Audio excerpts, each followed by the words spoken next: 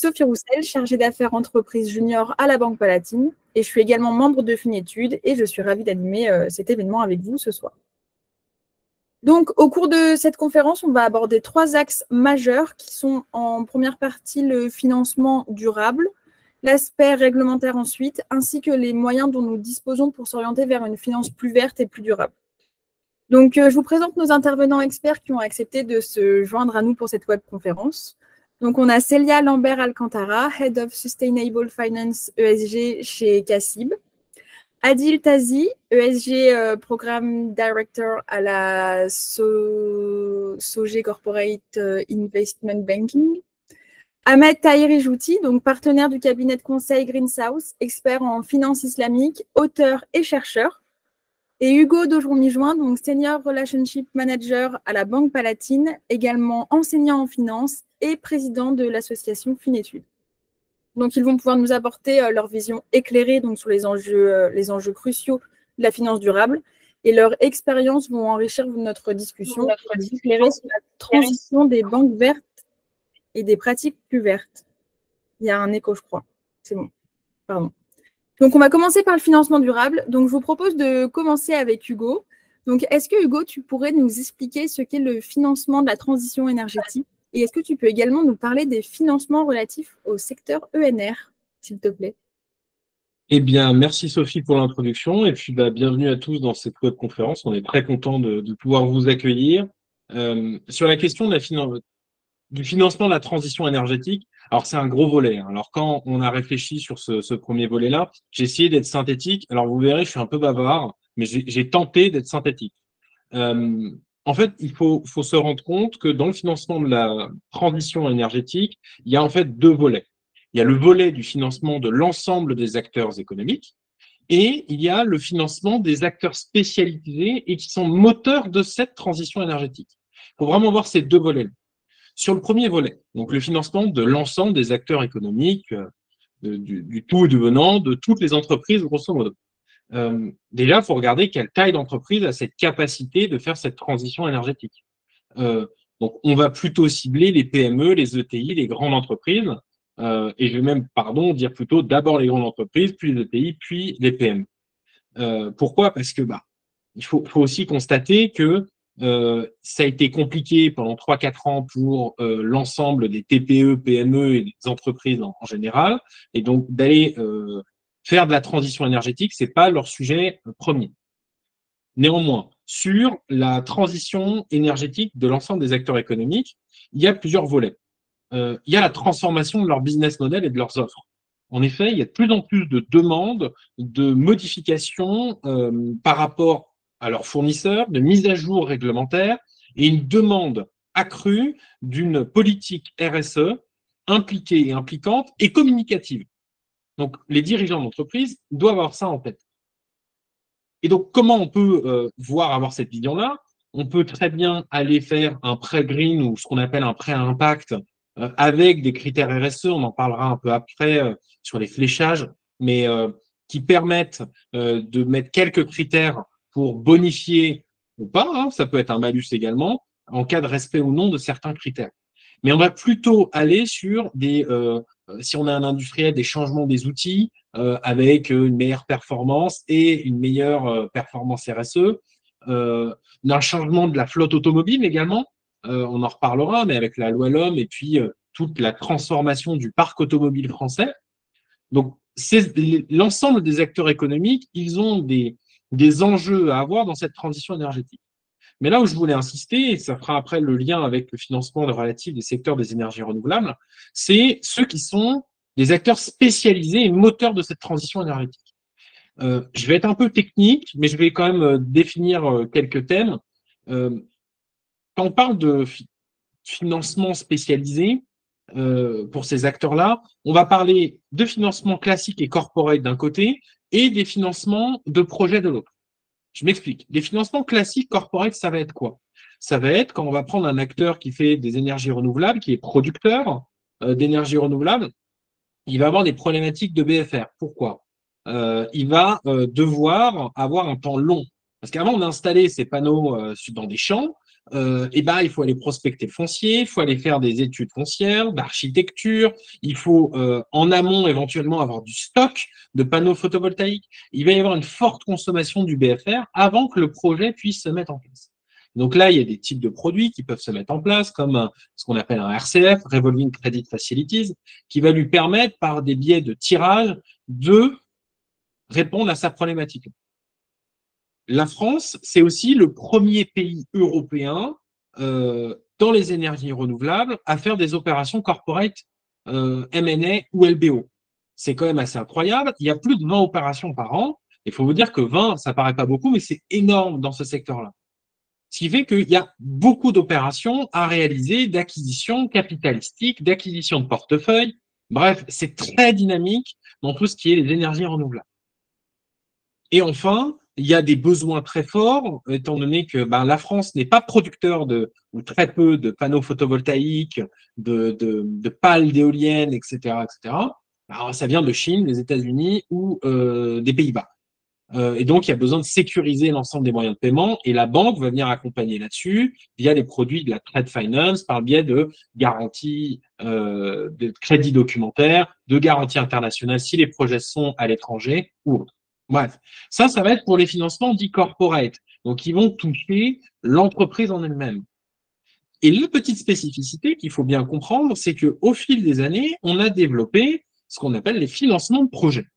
C'est quoi un financement de projet? C'est que lorsque vous allez mettre en place un projet ENR, photovoltaïque, éolien, hydrocarbures, peu importe, hydroélectricité, carbure, c'est autre chose. Vous allez réfléchir à mettre une structuration financière qui s'autofinance. Et donc, pour ce faire, vous allez créer ce qu'on appelle un SPV, Special Purpose Véhicule, qui va être une filiale du groupe, mais qui n'aura que pour objet propre que de porter un projet ou un groupement de projets.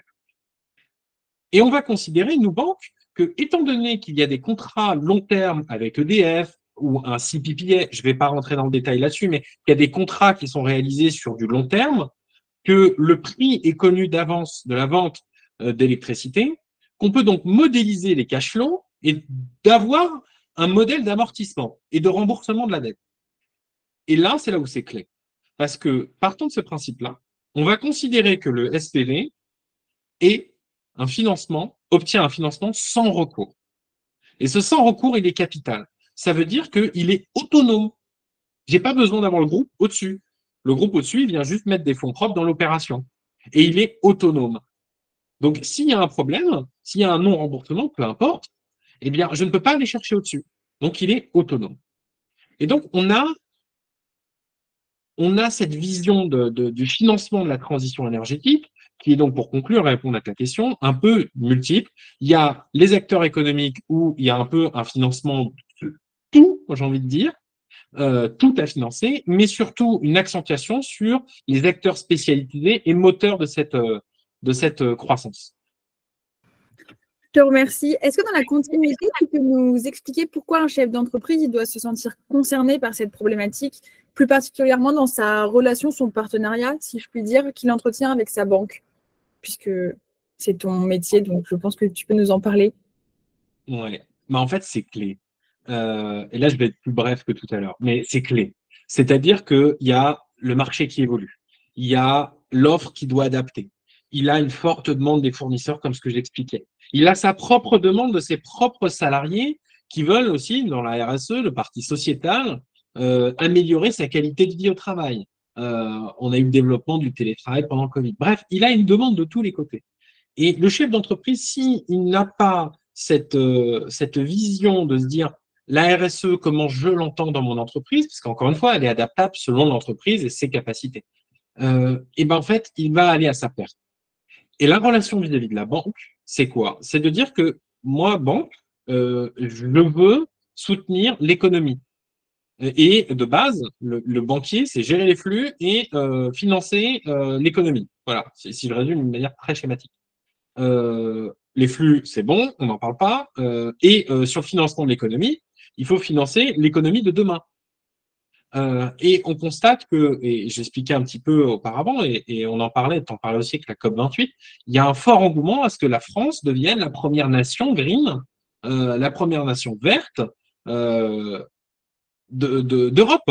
Donc nous, on se doit d'aller accompagner ces vecteurs-là et que nos dirigeants aient cette vision et cette structure-là. Je mettrai un bémol, mais on en parlera plus tard, sur est-ce que tout le monde peut vraiment mettre en place cette politique-là. Très bonne question. Adil, est-ce que tu peux nous expliquer quels sont les enjeux, les conséquences en termes de transformation derrière tout ce phénomène en fait? Oui, alors j'ai activé mon micro, donc bonsoir, bonsoir à tous. Les enjeux en termes de transformation. Alors la question est vraiment très vaste. Je vais essayer de l'aborder des aspects peut-être les plus business, métier, jusqu'aux aspects peut-être les plus techniques ou IT. Déjà, je pense que d'un point de vue déjà business et notamment processus d'origination de tous ces produits, on a beaucoup parlé de financement, mais on peut aussi parler de produits d'investissement verts. Donc des produits d'investissement pour lesquels on va avoir des réglementations aussi qui vont s'appliquer, hein, MiFID II, ESG, SFDR, notamment pour la classification en termes de durabilité ou de vertitude entre guillemets des fonds. Déjà, je pense qu'un des premiers enjeux, c'est la formation des staffs, c'est-à-dire des banquiers. Certains vont avoir, je pense, de très longue date, une expertise sectorielle justement sur les secteurs parmi les plus concernés par la transformation verte, c'est-à-dire les secteurs de l'énergie puis aussi donc tout ce qui tourne autour, tout ce qui est secteur du bâtiment aussi, parce qu'il y a des gros enjeux aussi de transition énergétique et écologique par ce biais-là. Donc le gros enjeu, je pense, ça va être la formation des équipes sur ces enjeux-là. Parce que pour avoir ces produits qui sont relativement sophistiqués, avoir des produits à impact, des prêts green, des prêts avec différents types de clauses, des prêts sur lesquels le taux va aussi être parfois indexé sur la réalisation d'un objectif en termes de réduction d'émissions de CO2. C'est des choses qui peuvent exister, par exemple, quand on va financer un cimentier qui va transformer ou changer de machine au fourneau, son outil de production. Donc il y a un gros enjeu de formation des équipes à la fois en front office, mais aussi au niveau de tout ce qui est middle office pour le suivi des transactions, mais au niveau middle et back. Donc ça, c'est vraiment, je pense, un gros enjeu. Le deuxième enjeu de transformation, ça va être bien évidemment derrière au niveau des systèmes d'information. Donc forcément, on n'est plus bien évidemment à l'ère du papier et l'essentiel de ces transactions, ou l'écrasante majorité, c'est entièrement bien sûr sur du support numérique. Donc le gros enjeu, ça va être la taxonomie et la classification de toutes ces typologies de transactions dans les systèmes. Qu'est-ce que ça veut dire? Ça veut dire que votre outil de travail, votre outil de production d'investissement, de financement, il va falloir finalement lui intégrer de nouveaux types de données qui vont permettre de dire voilà, ça c'est un green loan, ça c'est une sustainability linked note, un sustainability linked loan, etc. Par rapport à SFDR aussi, il a fallu classifier un certain nombre de fonds pour la partie investissement, article 8, article 9, article 6, en fonction du degré de durabilité des supports et des sous-jacents dans lesquels le fonds est investi. Donc tout ça, ça suppose un gros travail sur la market data, sur les référentiels produits, d'une part, et aussi sur les outils d'origination et de booking des transactions. Ça, c'est des gros investissements du côté des banques, des asset managers, des financeurs et de toutes les institutions, je dirais, qui sont engagées dans ce genre d'activité. Donc, gros travail sur ce côté-là, et c'est des investissements sur plusieurs années, hein, car bien évidemment, il y a un côté aussi alignement avec l'industrie qui s'impose. Et le troisième volet sur lequel je voudrais insister aussi, c'est le volet des engagements volontaires d'un certain nombre d'acteurs au niveau des institutions financières. Donc, notamment par le biais de ce qu'on appelle la Global Financial Alliance for Net Zero, donc le GFANZ, Donc il y a une grosse target qui s'appelle le NZBA par exemple. Et donc il y a un certain nombre de banques européennes et internationales qui sont fondateurs ou en tout cas signataires de cette target. Et donc tous ces engagements volontaires pris par les institutions financières, dont les banques font partie, vont devoir être pilotés. Donc pour être pilotés, ça veut dire être capable, à chaque fois qu'on va originer un financement auprès d'un client, ou qu'on va émettre un produit d'investissement, être capable de calculer son impact sur la trajectoire de la banque en termes de NZBA, c'est-à-dire être net zéro d'ici 2050. Donc ça veut dire être capable de calculer quasiment en temps réel et simuler l'impact d'une transaction. Est-ce que cette transaction elle a tendance à me rapprocher du net zéro ou est-ce qu'elle a tendance à m'écarter du net zéro par rapport à la trajectoire idéale de descente que chaque institution financière va se donner pour arriver au net zéro, pour les signataires en tout cas du NZBA. Donc c'est aussi sur la partie, je dirais, très aval du flux front to back, s'équiper en outils de pilotage de portefeuille qui permettent à tout instant, à la fois aux banquiers de savoir où est-ce qu'ils en sont dans leurs finalement limites et capacités d'origination en termes d'émissions financières notamment, et aussi pour permettre à la direction générale de piloter les engagements qu'elle a pris auprès de la communauté des investisseurs, auprès du grand public et de l'ensemble des parties prenantes. Car évidemment, même si ce sont des engagements volontaires qui ne sont pas forcément réglementaires, à partir du moment où on prend ces engagements, eh bien forcément, on doit rendre compte. Ça peut être audité par les commissaires aux comptes. Donc voilà, il y a une traçabilité de la donnée, une qualité de la donnée qui est un enjeu vraiment crucial dans ce cadre-là. Je te remercie. Tu nous as parlé des institutions financières et c'est une bonne transition pour la question que j'avais pour Ahmed ensuite. Donc, Ahmed, est-ce que tu peux nous expliquer comment une institution financière doit assurer sa transition vers un modèle vert, durable et aussi responsable, et comment ce modèle d'affaires devrait se décliner sur ses produits financiers de dépôt notamment, s'il te plaît? Merci, bonjour tout le monde. Alors, tout d'abord, j'ai un point qui peut créer une confusion chez les professionnels, mais aussi chez les chercheurs. C'est quoi? C'est qu'aujourd'hui, il y a des mots qui sont utilisés d'une manière interchangeable et qui ne veulent pas forcément dire la même chose. Quand on parle de transition climatique, ce n'est pas la transition verte, ce n'est pas la transition durable. C'est des cercles, l'un fait partie de l'autre. Alors, quand on parle de transition climatique, alors, d'ailleurs, ce qu'a présenté Hugo, c'est la transition énergétique qui fait partie de la transition climatique. Donc, la transition climatique, c'est toutes les mesures qui visent à réduire les impacts du changement climatique, dont les mesures de réduction des émissions CO2, ce dont a parlé Adil, mais aussi les mesures adaptatives, parce que ce qu'on va là où on va vivre dans 30 ans, 40 ans, bien nos enfants, là où nos enfants vont vivre, ça va être un environnement qui est totalement différent de ce qu'on a aujourd'hui. Donc, la transition énergétique est une composante de la transition climatique. La transition climatique, comme je l'ai dit, vise à réduire les impacts du changement climatique et c'est un cercle qui fait partie du grand cercle qui est la transition verte. Alors, la transition verte, c'est tout ce qui est environnement, que ça porte sur la transition, je dirais, climatique ou uniquement sur tout ce qui est gestion de l'eau, gestion des déchets, etc. Ben, tout ça, c'est la transition verte.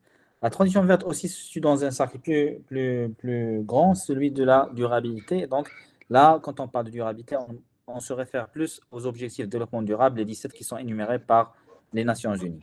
Donc, une institution financière, quand elle décide d'intégrer la dimension durable, n'est pas forcément obligée de choisir ou bien d'opérer dans tout ce qui est transition climatique ou énergétique.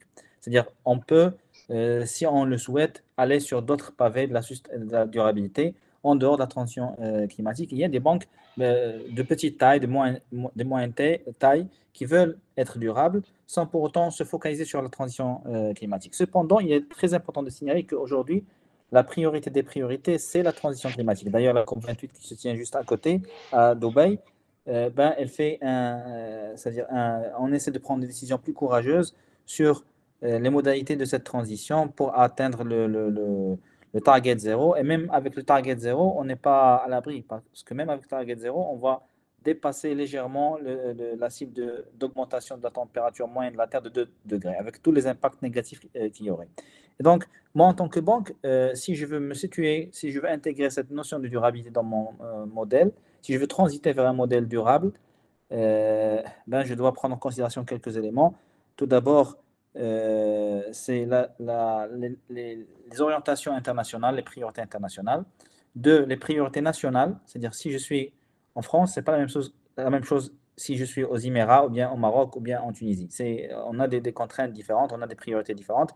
Vous savez que dans les pays développés, on est plus émetteur de CO2 que dans un pays qui est sous-développé. Et donc, la problématique d'action climatique, elle se situe plus chez les pays sous-développés sur le pavé adaptation plus que sur le pavé réduction. Alors que dans les pays développés, on est plus sur le pavé réduction des émissions CO2 plutôt que sur le pavé adaptation. Et donc, moi, en tant qu'institution financière, si je suis dans un pays sous-développé, je dois prendre en considération les priorités nationales. Ensuite, je dois prendre en considération la nature de ma clientèle. Si je traite avec des TPME, si je traite avec des PME, ou bien avec de grandes entreprises, ou bien si j'ai un portefeuille diversifié, ben je dois adapter mes critères de filtrage, des critères de screening à la nature de ma clientèle, de telle sorte à ce que j'optimise mon impact. Autre chose, c'est que aujourd'hui, une démarche de transition, ce n'est pas forcément des contraintes que j'intègre uniquement. En fait, non. La démarche de durabilité avec toutes ces couches, c'est-à-dire qu'elles soient vertes, qu'elles soient climatiques, qu'elles soient énergétiques, ben, elle vise à détecter les opportunités et aussi à identifier les risques. Identifier les opportunités, c'est des opportunités pour lancer de nouveaux produits de financement, de nouveaux produits de dépôt, d'avoir des sources de financement additionnelles à la banque. Et en même temps, identifier les risques, parce que si je n'identifie pas des risques de durabilité, par exemple, il y a des nouvelles réglementations qui sortent, et donc je peux me trouver avec des entreprises que j'ai financées qui se retrouvent en dehors du cadre légal. Et donc, j'ai un risque fort sur leur solvabilité. Autre chose, quand j'entame une phase de transition, quelle que soit sa nature, c'est-à-dire quand je parle de durabilité, bien sûr, il y a 4 ou 5 pavés qu'il faut mettre en place dans cette transition. Tout d'abord, la gouvernance, c'est-à-dire l'engagement de la plus haute autorité au niveau de l'institution pour dire qu'on est là, on est engagé dans cette voie-là. Il y a un dispositif qui assure le pilotage stratégique, opérationnel de la durabilité, de la transition en général. Il y a aussi la partie stratégie, c'est-à-dire la stratégie, comment on va décliner ça sur les produits. C'est-à-dire si je suis dans la transition énergétique, ben, il faut voir quels sont les produits que je dois lancer, quelles cibles que je dois lancer, quels sont les partenaires que je dois monter, quelles sont les sources de financement dédiées avec des taux préférentiels, des avantages préférentiels, une expertise gratuite que je dois octroyer à ces clients.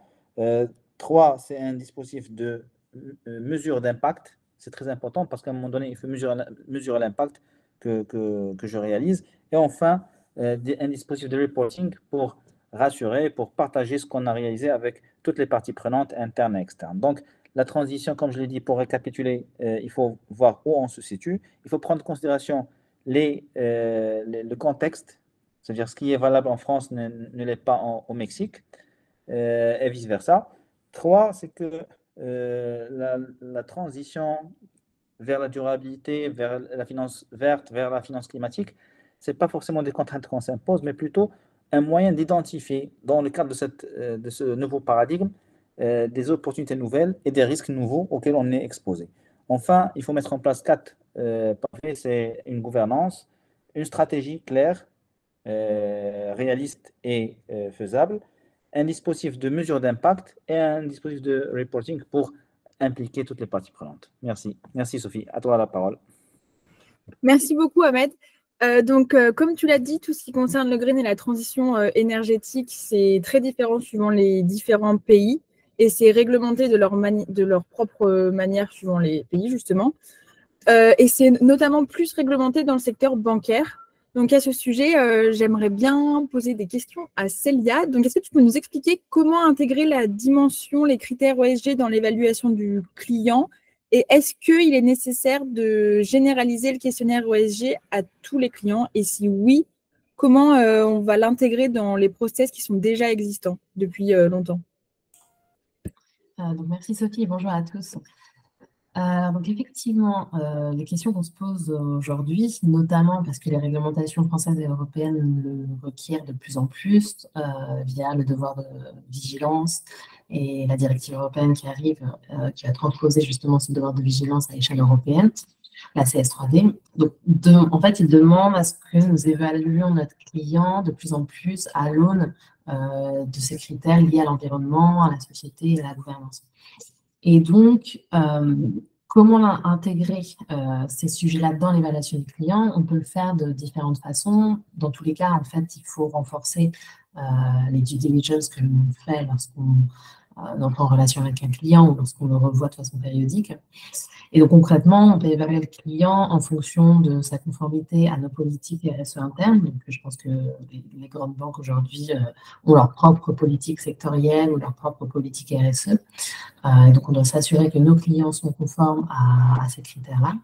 On peut également intégrer la note des agences extra-financières de ces clients, donc par exemple la note Vigeo, qu'on peut faire entrer dans la façon dont on va évaluer le client. Évaluer forcément leur conformité aux standards internationaux en ce qui concerne le respect des droits de l'homme ou même des droits du travail. On peut aussi s'assurer qu'eux-mêmes ont une politique RSE ou des chartes éthiques ou des chartes de bon comportement, donc pour bien s'assurer justement qu'ils sont en ligne avec notre propre stratégie.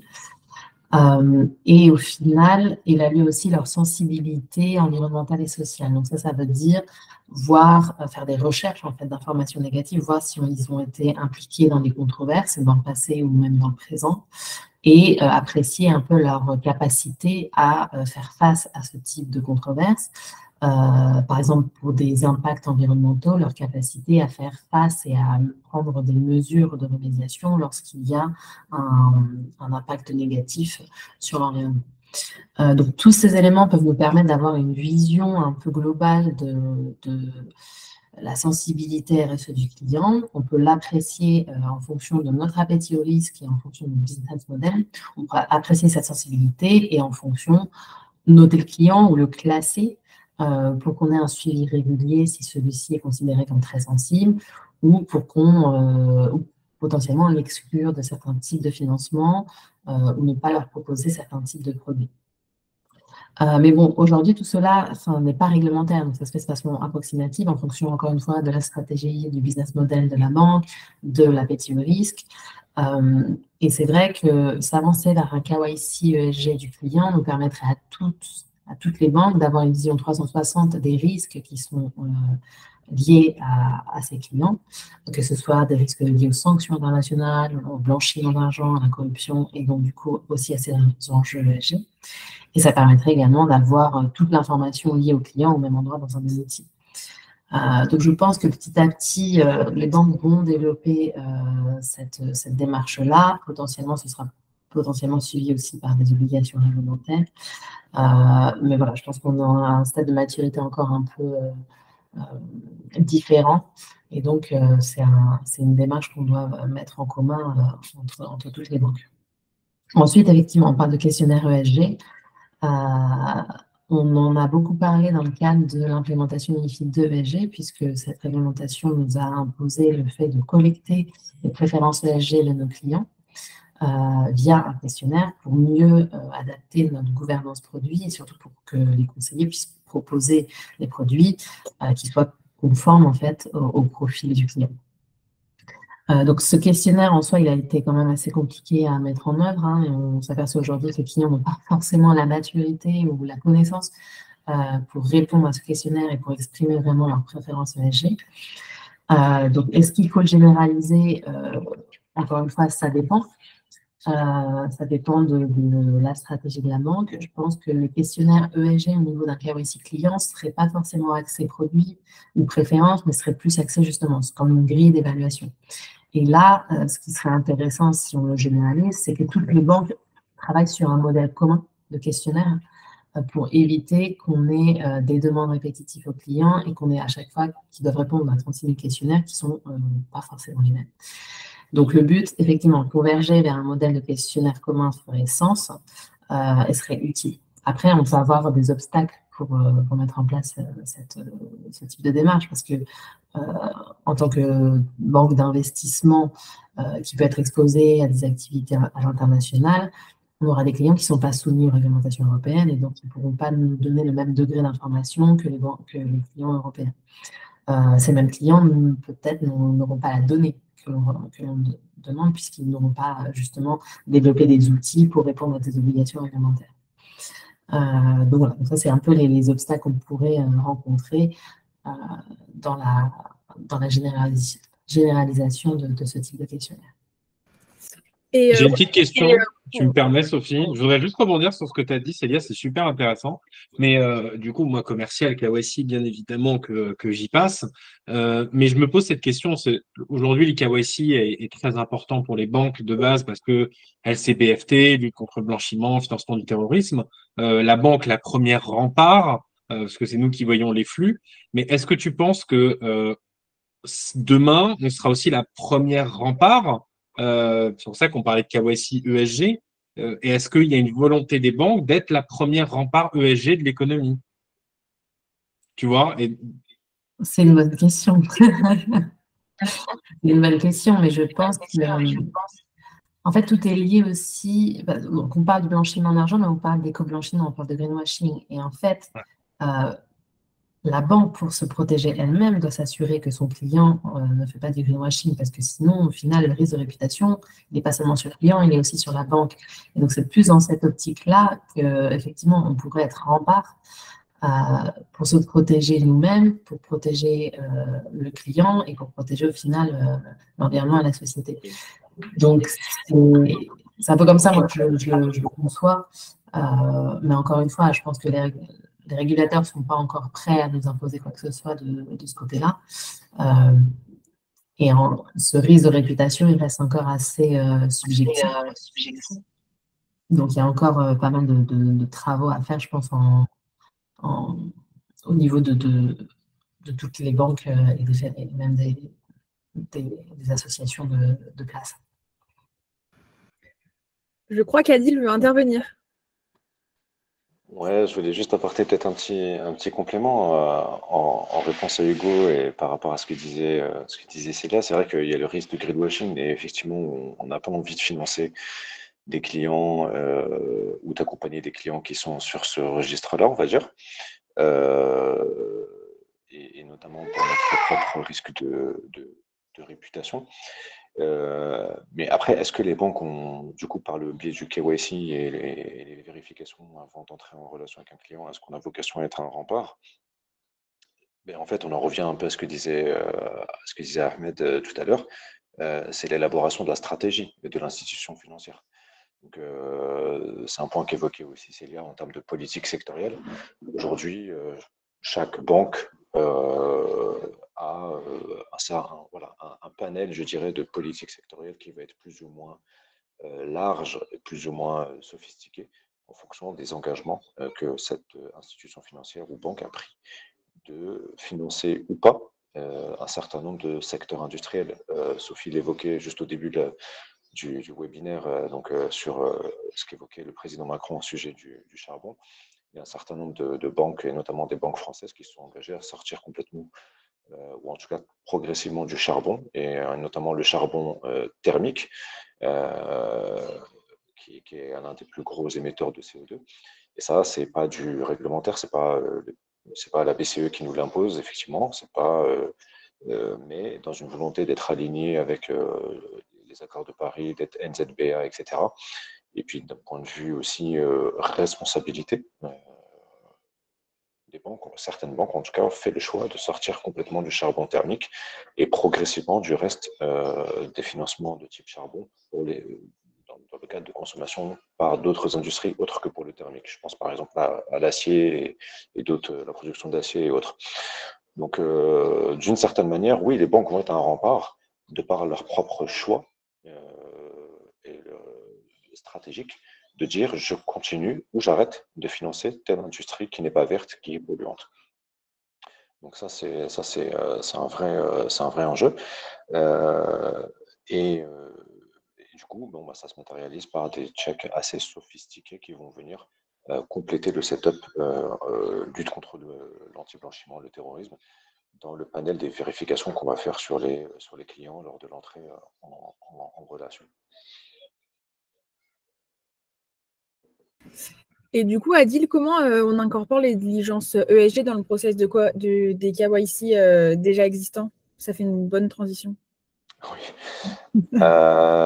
C'est, je pense, un gros chantier auquel la plupart des institutions financières font face, qui va être du coup un chantier plus ou moins sophistiqué en fonction justement à la fois de l'appétit au risque, comme le disait Célia, d'une part, et puis aussi des engagements, donc des politiques sectorielles plus ou moins restrictives, de dire on ne finance plus le charbon, on ne finance plus le oil and gas upstream, par exemple, le nucléaire, les armes de défense. Bon, on sort du côté vert, bien sûr, mais il y a aussi dans la thématique G d'autres thématiques que la partie purement verte. Et donc, du coup, tout l'enjeu, ça va être d'avoir un processus KYC qui ne va pas être trop alourdi dans le but de rester efficace. C'est-à-dire que le processus KYC, on n'a pas envie de trop solliciter le client.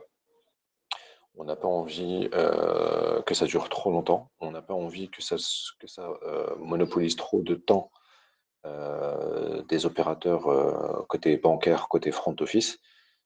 C'est-à-dire qu'un senior banker que je paye très cher, j'ai pas envie qu'il passe trop de temps à faire de la paperasse. Donc on va essayer de limiter au maximum cela. Donc il y a différentes pratiques. Je pense que Célia sera même à même de compléter, mais je pense que l'enjeu, ça va être d'essayer de faire ça en parallèle du process KYC déjà existant. C'est-à-dire qu'on fait déjà un certain nombre de checks sur l'identité du client, les bénéficiaires, l'actionnariat, donc dans le cadre de tout ce qui est lutte anti-blanchiment, lutte contre le terrorisme, sanctions, embargo international aussi, ça c'est un sujet qui est très très sensible d'un point de vue US. Et l'idée c'est de faire en parallèle les checks sur la thématique ESG, donc entre autres la thématique verte, et de voir si le client est conforme ou pas aux politiques sectorielles. Il peut y avoir des banques qui implémentent aussi ce qu'on appelle des listes d'exclusion. Donc, ça, c'est des pratiques qui peuvent exister chez certaines banques. Des listes d'exclusion, ou en tout cas d'identification d'acteurs qui sont un peu borderline par rapport à nos politiques et par rapport à nos commitments. Donc, l'enjeu, c'est de ne pas recréer un système d'information dédié au KYC pour la partie ESG, mais de faire en sorte que ce soit l'outil déjà existant qui va évoluer pour prendre en compte ces diligences-là. Le but du jeu, c'est d'avoir une expérience utilisateur la plus fluide possible, la plus efficace possible, et d'avoir tout le dossier client dans un seul et même outil, plutôt que d'avoir ça dans plusieurs outils. Donc l'idée, c'est d'être un petit peu ESG by design, entre guillemets, dans le process de KYC. Et c'est un petit peu les meilleures pratiques qui peuvent se développer. Un des enjeux que pour l'instant, j'ai pas l'impression qu'on ait réussi à résoudre, c'est le fait de ne pas sursolliciter le client dans la collecte de données ESG le concernant. Donc là, c'est une problématique qui, pour l'instant, bon, il y a des initiatives qui sont menées sur la place, hein, que ce soit en Europe ou à l'international, donc par différents biais, avec l'implication de cabinets de conseil, etc. Et ça, c'est aujourd'hui peut-être un sujet sur lequel il y a encore un petit peu de travail, je pense. L'autre point, c'est que on n'a peut-être pas encore beaucoup évoqué, mais ça va aussi impacter l'assessment du client d'un point de vue risque de crédit. Parce qu'on va aussi revenir un petit peu à la base. En tant qu'institution financière, quand je finance un client, je prends un risque qu'il ne me rembourse pas, tout simplement. Et l'aspect, le processus risque de crédit est en train d'évoluer aussi pour prendre en compte le risque de vulnérabilité. Donc par des indicateurs tels que le Corporate Client Vulnerability Index, le CCVI. Et donc là, c'est les équipes risque de crédit qui vont intégrer cela dans les processus de crédit, dans les modèles, par rapport au scénario de transition auquel le client, dans son industrie, peut être exposé. Et ça va permettre d'évaluer et de me dire, OK, ce client-là, il est essentiellement dépendant du charbon. Et donc, vu qu'à terme, il y a de moins en moins de financement sur le charbon. S'il n'a pas un scénario de transition qui est, je dirais, solide, c'est un client qui risque d'être à risque en termes de capacité de production, donc à terme, en termes de capacité à me rembourser moi en tant que banque. Donc ça peut être aussi un client qui est dans le textile et qui est dans des usines au Bangladesh, très exposé aux inondations, etc. Donc on va essayer de capter ça par des datas et de calculer cet index. Et ça va venir du coup améliorer ou minorer le calcul du risque de crédit de ce client. Et forcément, derrière, la capacité de prêter à ce client, de le financer, et aussi les conditions, forcément, en termes de taux d'intérêt, de structuration du loan. Enfin, voilà, après, on va rentrer dans la technicité produit. Mais ça aura aussi un impact très, très important aussi en termes de transformation sur cette partie-là des outils. Merci Adil. Je sais que Célia, c'est ton domaine, tout ça. Est-ce que tu veux compléter du coup la réponse d'Adil tout en nous expliquant aussi les challenges qui sont liés à ces réglementations, s'il te plaît? Non, effectivement, c'est tout à fait vrai ce qu'a dit Adil, mais pour l'instant, ce qu'on fait, c'est surtout dans le processus d'octroi de crédit qu'on intègre cette dimension risque climatique avec les risques de transition et les risques physiques. Mais on intègre aussi maintenant de plus en plus les métriques liées à la biodiversité. Et donc, c'est effectivement intéressant de pouvoir, en parallèle du KYC traditionnel, d'intégrer cette dimension ESG en sortant un peu du processus d'octroi de crédit. En ce qui concerne la réglementation, donc effectivement, on a énormément de réglementations de finance durable qui, en très peu de temps, qui sont entrées en vigueur. Le challenge lié à ces réglementations, déjà, donc il y en a beaucoup, mais parmi les plus importants, c'est le fait que ces réglementations ne soient pas forcément homogènes et elles ont un calendrier un peu différent. C'est-à-dire que, pour prendre des exemples concrets, MiFID ESG est entré en application un moment à peu près que le SFDR et demandait des informations qui étaient précisées et détaillées dans la taxonomie européenne qui, elle, n'avait pas forcément publié tous ces actes délégués. Donc, on s'est retrouvé dans des situations assez ubuesques où les banques devaient reporter des informations, des données sur les clients, alors que les clients eux-mêmes n'avaient pas encore l'obligation réglementaire de publier ces données.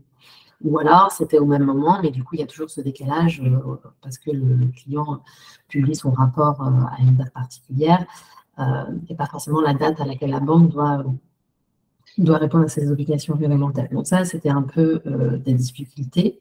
Donc on a cette problématique de calendrier différent. On n'a pas beaucoup d'homogénéité entre la réglementation parce que certaines ne vont pas forcément préciser la définition. Enfin voilà, il y avait tout un débat autour de qu'est-ce qu'un investissement durable.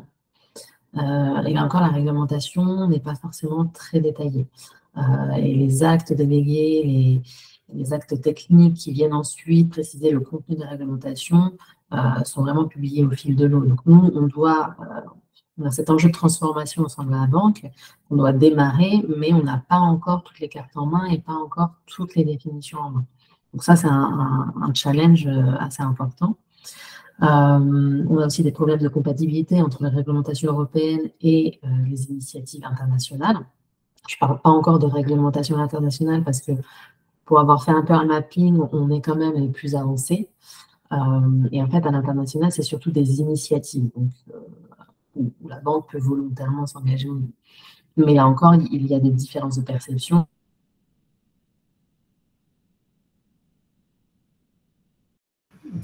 On a perdu Célia ou c'est que de mon côté?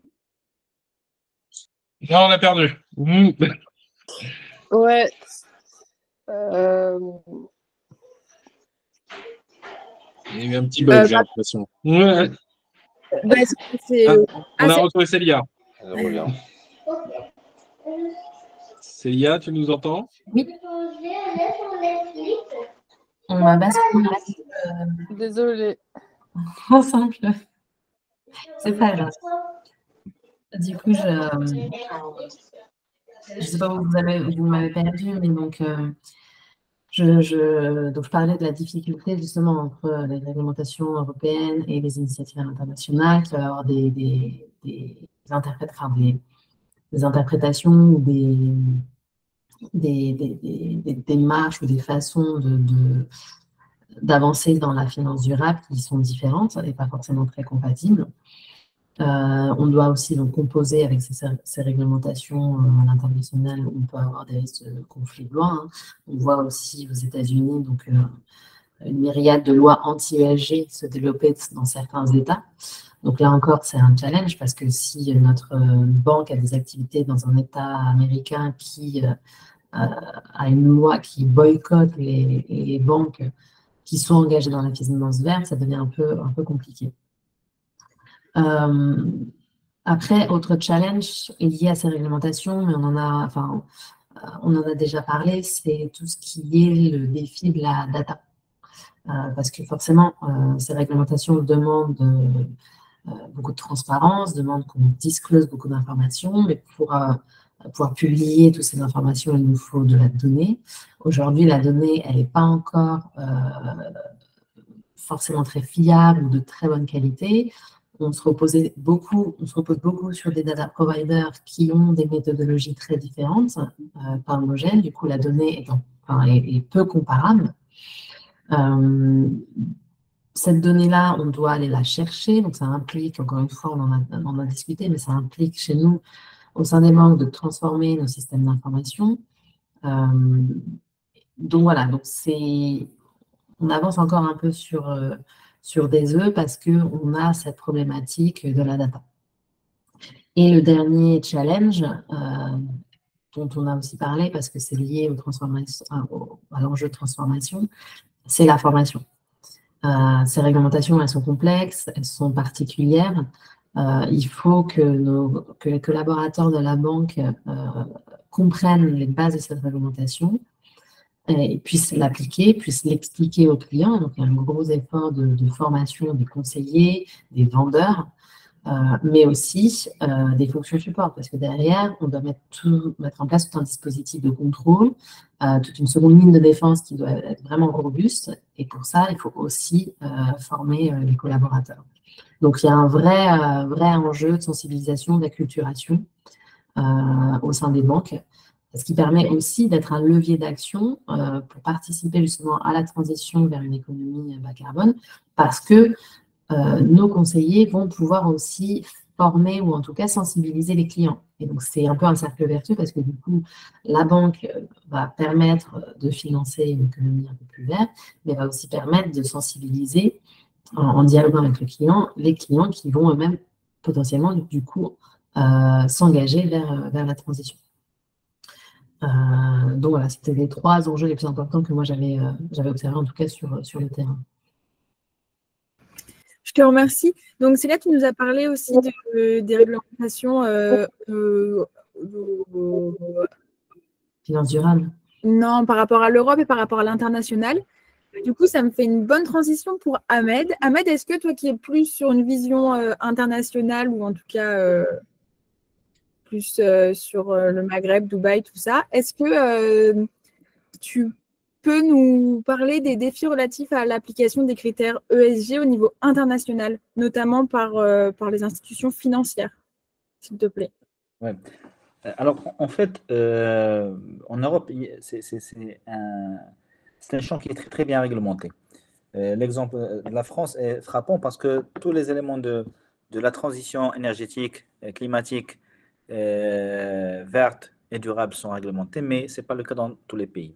Et parmi les défis majeurs qu'on a en parlant des critères ESG, environnement, social et gouvernance, c'est qu'il y a une multiplicité de référentiels. C'est-à-dire dans un seul pays où il n'y a pas de réglementation qui fait les arbitrages nécessaires, on peut se retrouver avec plusieurs référentiels. Et donc, une grande entreprise peut avoir 2 notations pas identiques ou bien proches. Non, on a des fois des notations qui sont opposées. C'est-à-dire une note qui dit que cette entreprise est durable, l'autre référentiel qui dit que cette entreprise n'est pas durable parce que les critères qu'on a mis au niveau de ce référentiel ne sont pas identiques et donc forcément des fois, on peut se retrouver avec des contradictions pareilles. Deuxième élément, c'est qu'on a le manque de données fiables. Des fois, on se base sur des proxys, des fois, on se base sur du déclaratif, mais on n'a pas des mesures exactes pour pouvoir évaluer ces critères ESG. Autre chose, c'est que dans la plupart des cas, on travaille avec ce qu'on appelle le screening négatif, negative screening. Alors, et l'opposé, c'est le positive screening. Alors, le negative screening, c'est comment on commence par des critères d'exclusion, comme ça, ce que Adil a cité tout à l'heure. C'est-à-dire, on sait ce qu'on ne veut pas financer, et donc, on définit ces critères-là. Et moi, j'ai mis en place quelques checklists où on a même 3 types de critères. Il y a des critères d'exclusion, des critères, ce qu'on a appelé des critères d'atténuation, c'est-à-dire l'entreprise arrive à se rattraper sur un sujet, et donc elle est rachetée. Et il y a des critères de sensibilisation qui ne sont pas pris dans un premier temps en considération dans le screening, mais on les met quand même pour sensibiliser les entreprises. Donc, ça, c'est une certaine innovation, mais l'idée, c'est quoi? Quand ce n'est pas réglementé, chacun fait ce qu'il veut, et donc on peut se retrouver dans cette confusion. Une banque qui me refuse un financement parce que la notation ESG n'est pas valide, une autre banque qui accepte puisque la notation ESG est valide. Et donc, ça crée une confusion auprès des entreprises et ça, c'est un problème aussi, à part le fait qu'il n'y a pas de données fiables qui sont remontées par les entreprises, il y a aussi le manque de conscience et de connaissance par les entreprises. Alors, vous avez une petite entreprise qui emploie une cinquantaine de personnes, doit déjà maîtriser son champ d'activité. Alors, en intégrant cette composante de durabilité, ça devient plus compliqué. Et ça devient critique surtout dans les pays du Sud, où effectivement cette approche n'est pas vulgarisée, banalisée auprès des entreprises. Quatrième phénomène qui est un phénomène, bon, c'est un niveau d'abstraction un peu poussé, mais il y a, à chaque fois qu'on intègre une dimension éthique, il y a ce qu'on appelle un certain, alors c'est scepticisme, je pense en français c'est le scepticisme, je pense, ça se dit, je pense. Il y a un certain scepticisme. C'est-à-dire, on se dit, oui, mais est-ce que c'est vrai? Est-ce que c'est fiable? Est-ce que c'est vraiment pertinent? Et ainsi de suite. Alors, ce scepticisme pousse les gens à ne pas travailler avec ces banques-là, avec ces institutions-là, avec ces entreprises qui prétendent être conformes. Et donc, ça crée une certaine sous-performance de l'écosystème. Et cette sous-performance renforce aussi renforce ce scepticisme auprès de la clientèle qui disait, voilà, on n'arrive pas à creuser parce que ça reste un maquillage, du greenwashing, etc. Donc, à chaque fois qu'on intègre une dimension éthique, quelle que soit la nature de cette dimension éthique dans le monde de la finance, il y a toujours des gens qui sont sceptiques et ça impacte, je dirais, tout l'écosystème. Donc, les critères ESG, avec tous ces problématiques, commencent à être redoutés par les clients, je dirais, par pas mal d'acteurs. Et donc, le défi, d'ailleurs, le World Economic Forum a sorti il y a 3 ans, 4 ans, je ne me rappelle pas, un papier où il a essayé d'homogénéiser. C'est un papier qui est très, très intéressant, qui a été travaillé avec les Big Four, où on a essayé d'homogénéiser tous les critères ESG qui sont valables avec l'environnement social, gouvernance, en donnant un poids important à tout ce qui est transition climatique, énergétique et tout. C'est un document que je recommande. C'est un effort volontariste, mais qui est louable et qu'on peut facilement intégrer dans le contexte des grandes banques. Voilà, Sophie. Merci. Je te remercie, Ahmed. Désormais, on avance un petit peu parce qu'on est... donc, on va parler de la 3e partie, donc vers une finance plus verte. Donc, il convient de se questionner aussi autour du rôle que les nouvelles technologies, elles peuvent avoir pour une finance plus verte. Je sais que Hugo, tu as un attrait personnel pour ce genre de choses et j'aimerais que tu nous parles des secteurs pour lesquels tu as de l'appétence, mais surtout pourquoi ces secteurs, s'il te plaît. Oui, merci Sophie. Moi, je vais un petit peu vous expliquer mon chemin de parcours, mais c'est que je suis arrivé comme chargé d'affaires et je ne sais pas pourquoi, mais j'ai eu cet attrait immédiat vers tout ce qui était les énergies renouvelables. Ça me fascinait parce que c'était compliqué. Et j'en avais une dans mon portefeuille client. Et je me suis dit, bon, j'en ai qu'une, j'aime pas. Donc, j'ai développé. J'ai développé une dizaine d'acteurs dans les énergies renouvelables, la mobilité électrique, la promotion immobilière. Mais attention, promotion immobilière en bois, écologique, et qui va permettre en fait d'avoir une vision assez intéressante. Hein. Bon, après, on pourra parler de l'immobilier, c'est aussi un grand secteur hein, dans la transition énergétique, hein, l'immobilier. Mais pourquoi je suis allé sur ces secteurs-là? Il y a le discours personnel et il y a le discours du banquier. Le discours personnel, c'est j'ai des convictions fortes sur ces sujets-là où j'estime qu'un accompagnement d'une expertise et un financement doit être nécessaire, et on en parlait en tout début, sur les acteurs spécialisés dans la transformation énergétique. Et puis, d'un point de vue bancaire, ils nous font travailler sur tout, ces chers ENR. Pourquoi? Parce que, outre, je vous en ai parlé tout à l'heure, on fait des financements de projets. On fait des financements corporate M&A. On fait de la trade finance, donc des crédits documentaires, des garanties internationales. Ces personnes-là achètent à l'étranger, donc elles ont besoin de salles de marché pour les devises. En fait, elles cochent toutes les cases pour une relation parfaite avec un établissement bancaire. Ce qui fait que, outre un financement de l'économie, c'est un marché qui permet à la banque d'être aussi profitable. Donc, en fait, on a envie de pousser l'économie et en plus, c'est profitable. Donc, pourquoi on n'y va pas? Donc, c'est pour ça que j'ai voulu vraiment développer, et j'aime beaucoup ce secteur-là, parce que la cause est noble et elle est profitable. Voilà, parce qu'il ne faut pas oublier quand même qu'on est dans une économie où le profit va guider les choix. Donc, on est tous contents. Et c'est pour ça que moi, j'adore ce secteur-là, parce qu'il coche toutes les cases. Je ne vois pas quelle case il ne coche pas. En plus, c'est généralement des dirigeants qui sont relativement jeunes, avec des expériences et une dynamique qu'ils poussent dans leur société, qui est quand même assez incroyable, avec de très belles levées de fonds et on va dire une organisation très intéressante. Je te remercie. Et quel est le rôle des banques dans la transition? Est-ce qu'elles doivent avoir une vision, une stratégie grille, ou se contenter d'accompagner celle de leurs clients, Célia? Alors, c'est une très bonne question et en fait, je pense que c'est un peu des deux. Alors, en fait, effectivement, la banque, c'est le financeur de l'économie réelle, en fait. Nous, notre rôle, c'est de financer l'économie. Donc, on va s'adapter à l'économie. Donc, si l'économie est en transition vers une économie basse carbone, bah, forcément, nous, on est là pour accompagner cette transition-là. Après, c'est vrai qu'on a aussi ce rôle d'exemplarité. Donc, moi, je pense que c'est important que la banque se pose la question de quel rôle elle va avoir dans cette économie et adapter sa stratégie en fonction.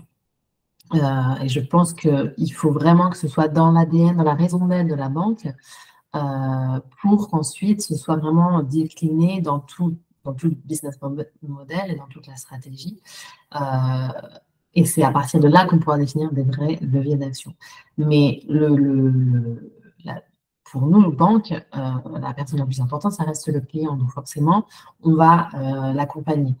On ne veut pas non plus pénaliser certains clients avec des listes d'exclusion trop importantes parce qu'on est encore à un stade où l'économie repose beaucoup sur les énergies fossiles et donc on ne peut pas pénaliser nos clients de fonctionner comme nous fonctionnons, nous, consommateurs, sociétés, etc.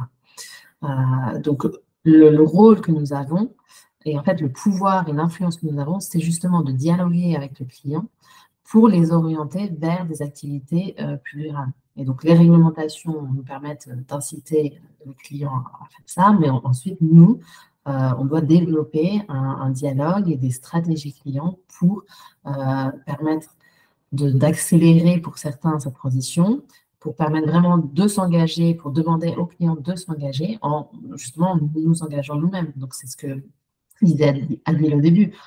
Nos banques, on est aussi dans l'engagement du net zéro.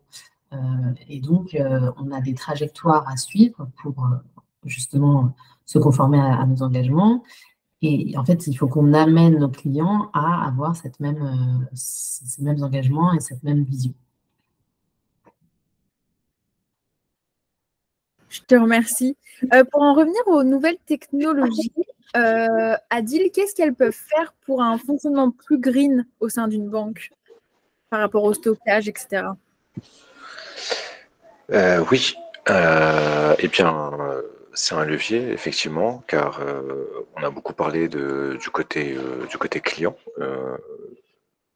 financer l'économie, mais en tant qu'acteur économique, en tant que tel, la banque a elle aussi son propre impact carbone, son propre impact sur l'environnement, de par son propre fonctionnement. C'est des milliers, des dizaines de milliers, voire des centaines de milliers d'employés qui se déplacent. C'est des sièges sociaux, c'est des bureaux, des agences. Ce sont des systèmes d'information avec pour les plus grosses banques, parfois plusieurs milliers d'applications au service des différentes business units. Et du coup, tout ça, ça a bien évidemment une empreinte carbone, une empreinte sur l'environnement qui n'est pas neutre. Donc, les nouvelles technologies, ce qu'elles peuvent permettre de faire, bah, d'une part, avec des choses déjà toutes basiques, hein, mettre en place des plateformes de covoiturage en interne. Donc ça, c'est des outils, des applications qu'on peut mettre à disposition des collaborateurs pour voilà, faciliter leur déplacement et éviter et diminuer en tout cas l'impact carbone des déplacements.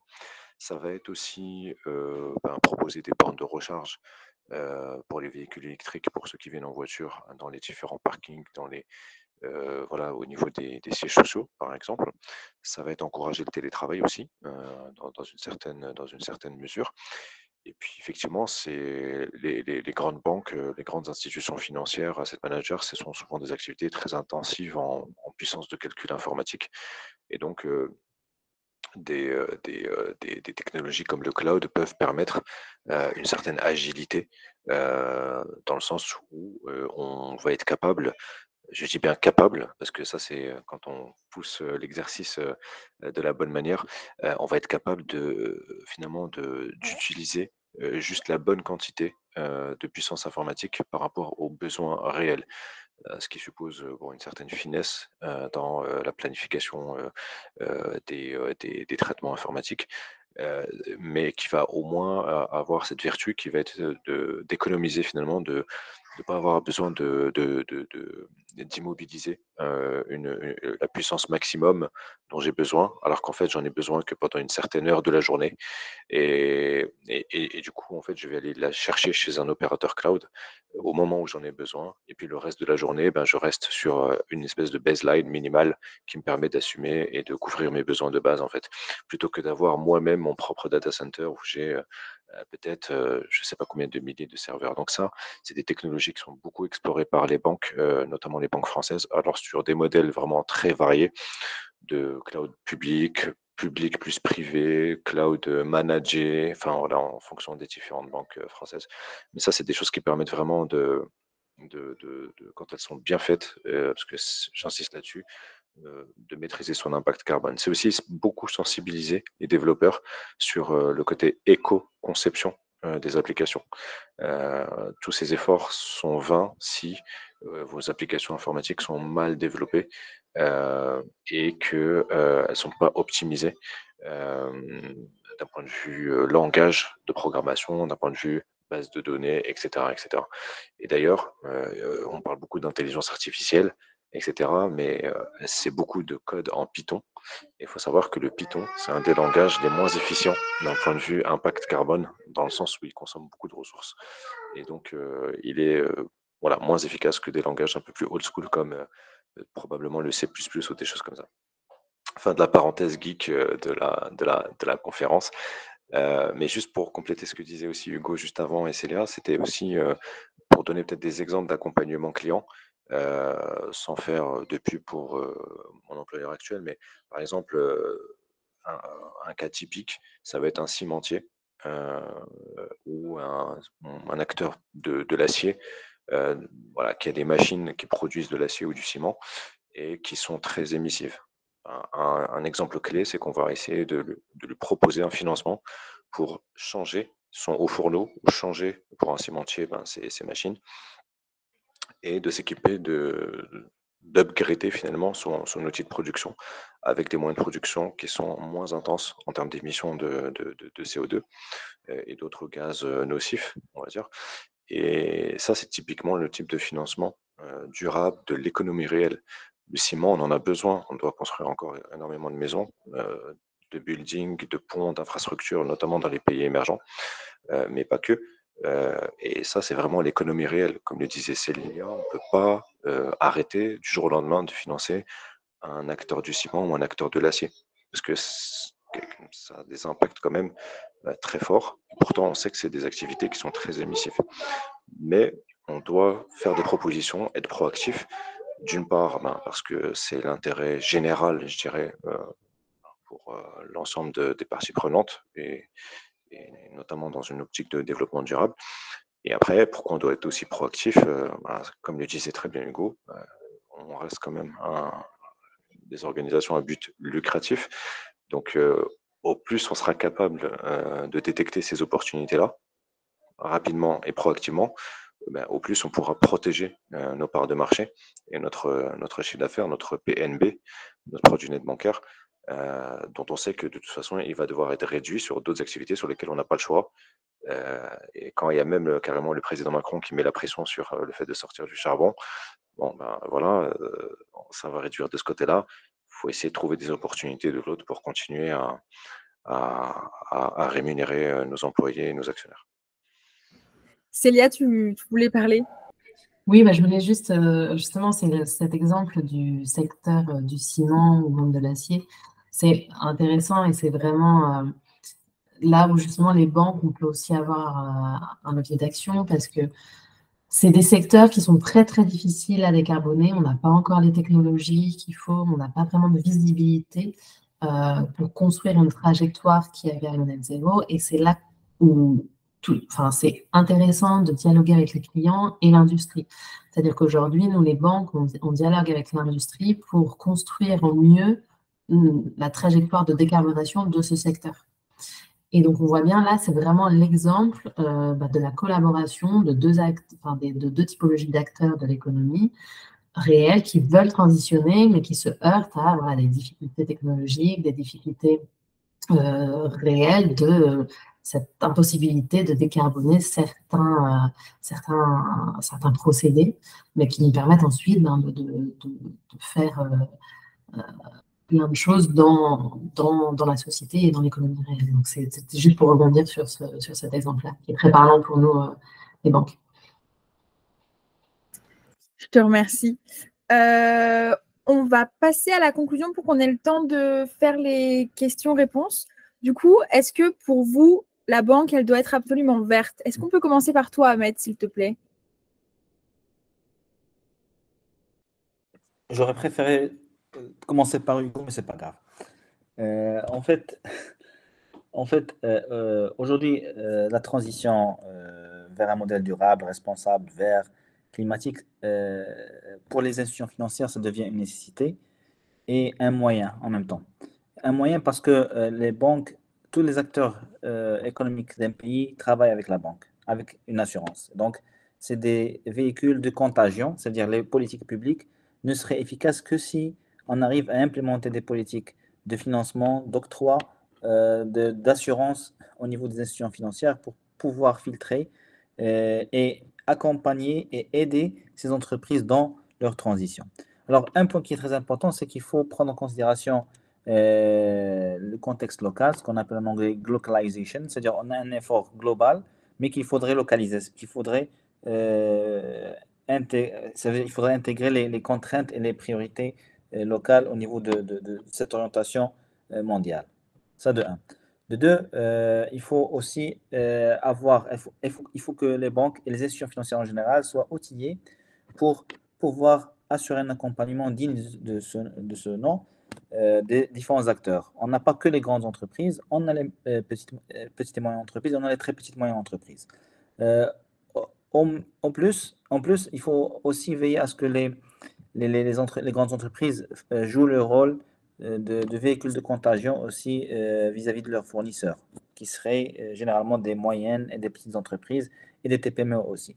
Donc, moi, j'estime qu'aujourd'hui, la transition durable, verte et climatique n'est pas un choix, c'est un impératif, en espérant minimiser les dégâts et les conséquences et les impacts futurs du changement climatique et des mondes qui deviennent de plus en plus turbulents et qui ne portent pas de bonnes nouvelles pour les générations futures. Voilà. Merci Sophie. Merci Ahmed. Hugo, tu veux surenchérir? Moi, j'ai un avis mitigé. Bon, on en parlait avec les autres intervenants quand on a un peu préparé cette réunion. Est-ce que la banque doit être absolument ouverte? Est-ce que c'est son rôle principal? Il y a quelques années, je vous aurais dit non. Maintenant, je vous dis oui et non. C'est pas mal, j'ai un peu évolué. Oui et non, pourquoi? Oui, et on en a longuement parlé. La banque, son cœur de son business, c'est de financer l'économie. Bon, gérer les flux, mais je vous l'ai déjà dit tout à l'heure, financer l'économie. Et comme on se dirige vers une économie de plus en plus durable et que on sent que l'ensemble de l'écosystème y va, et comme ce que je vous ai dit tout à l'heure, c'est cohérent et nécessaire d'aller accompagner cette transition-là.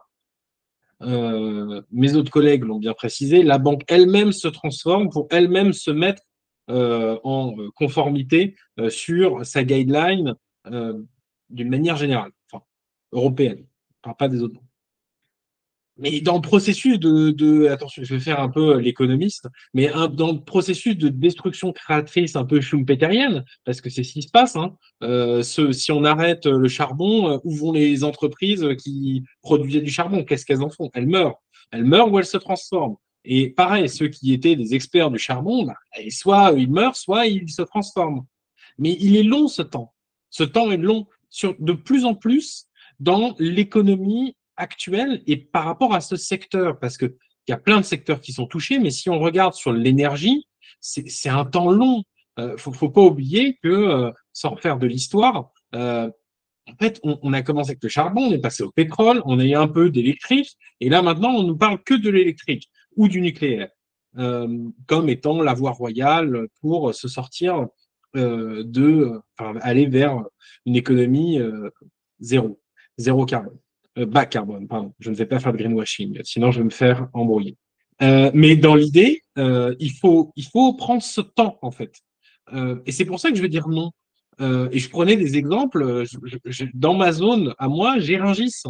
Donc, j'ai des négociants de pieds de poulet, de carcasses de poissons. Et au bout d'un moment, enfin, ça, c'est l'économie réelle. Rungis, c'est plusieurs milliards de chiffre d'affaires.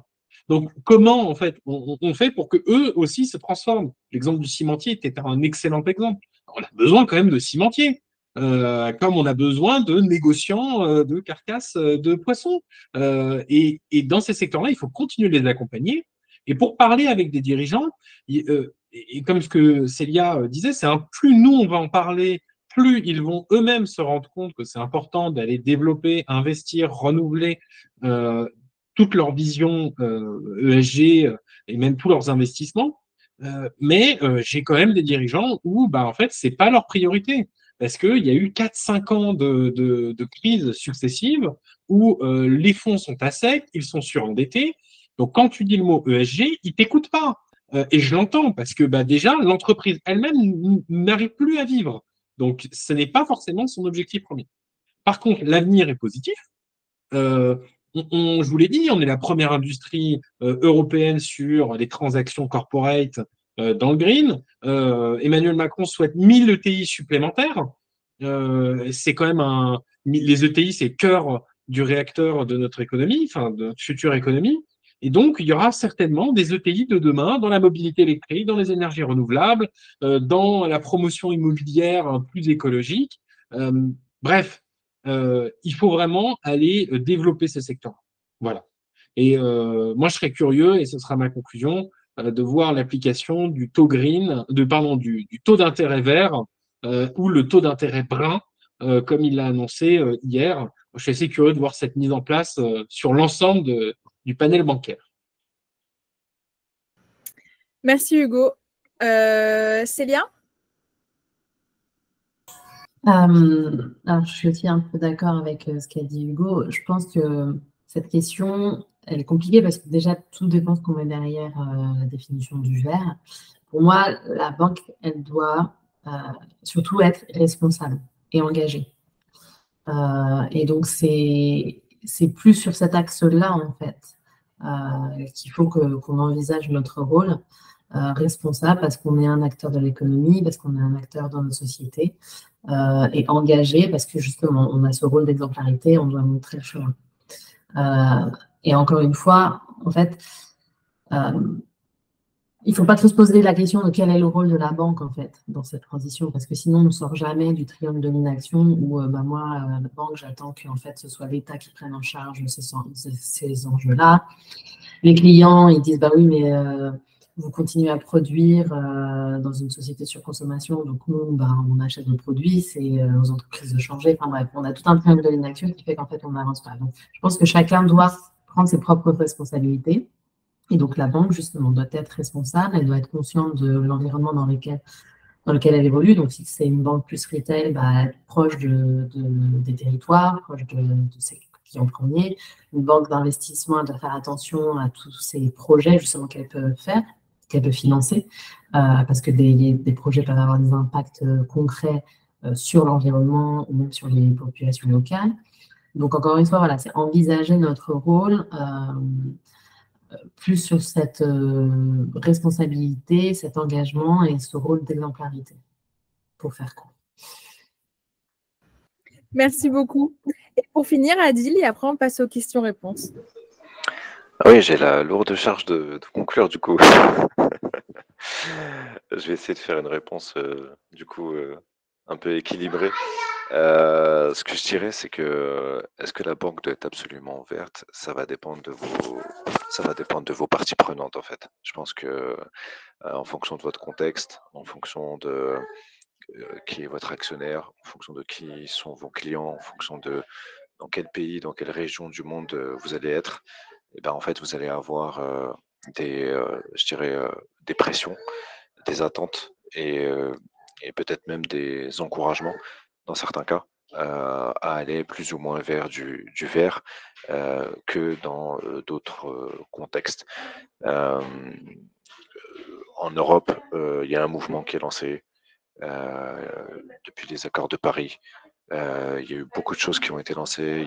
Même les régulateurs sont sur le pont, même sur des sujets qui ne sont pas forcément strictement, par exemple sur du prudentiel et sur du risque de crédit. Ils viennent nous voir, par exemple sur le côté KYC.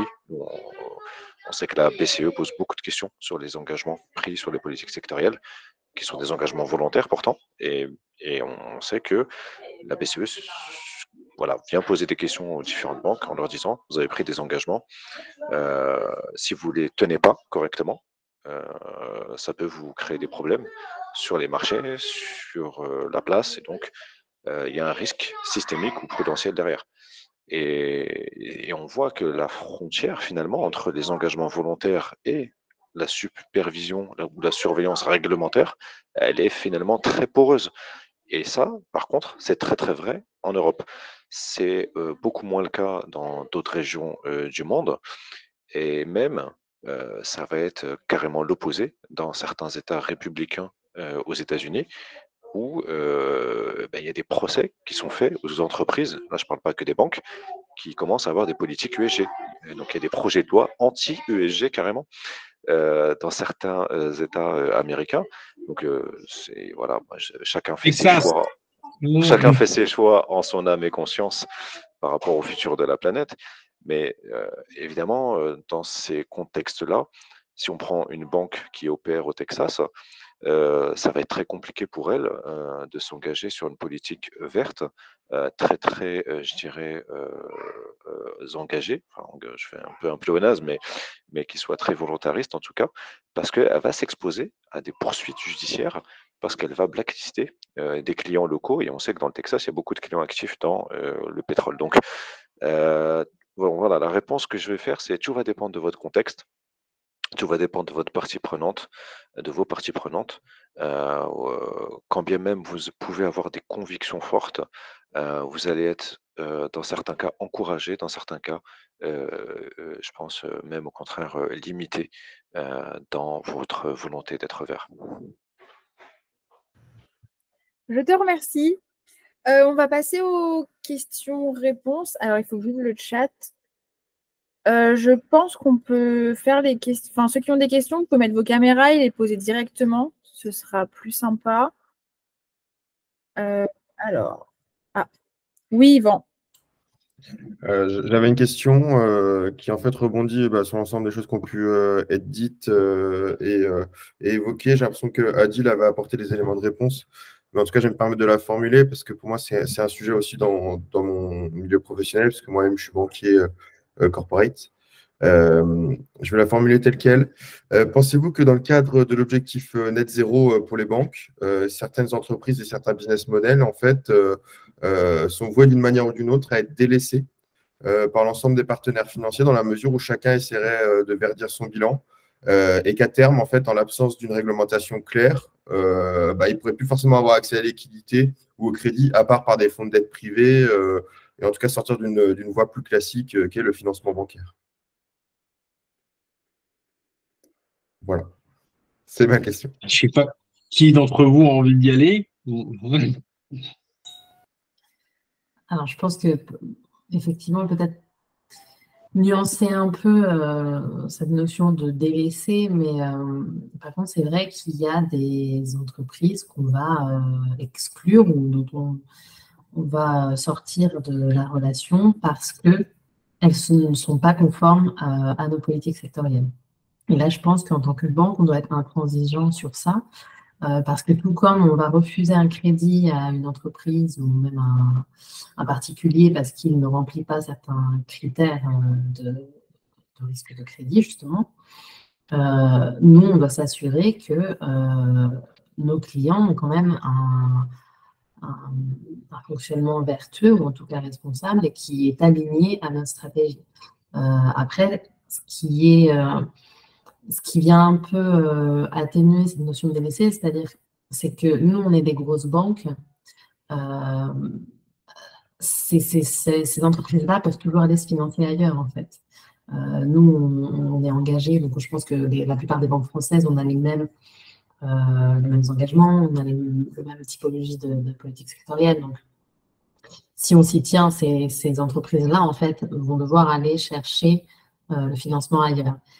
Et c'est là où ça va devenir compliqué parce que des plus petites banques ne vont pas avoir la capacité de les financer.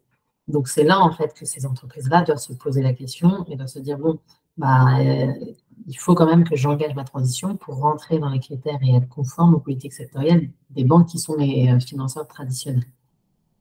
Je pense qu'en fait, notre volonté, ce n'est pas de punir les entreprises, mais c'est vraiment d'avoir un cadre commun qui nous permette à tous d'atteindre l'objectif net zéro de 2050.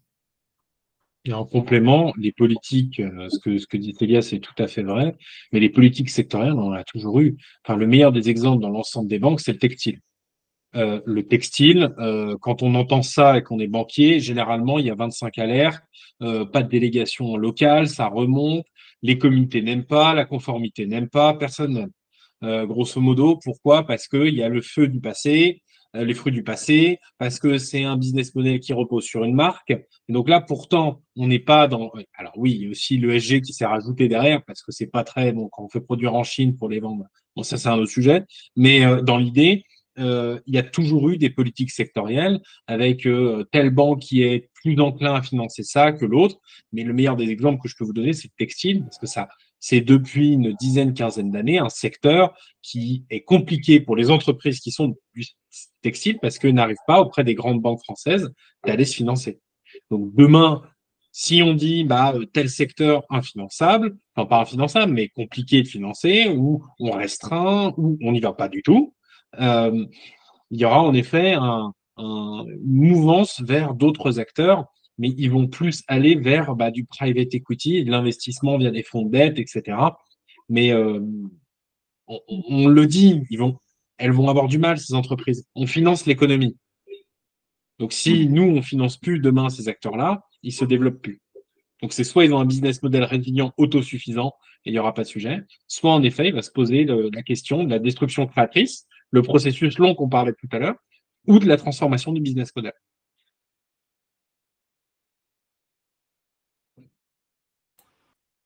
Merci pour vos différentes réponses. Marwa, tu as une question? Oui, bonsoir, merci Sophie, bonsoir à tous. En fait, ma question, c'est par rapport au reporting. Donc, comment peut-on aujourd'hui assurer un reporting ESG conforme aux normes internationales? Donc, voilà, c'est ça ma question.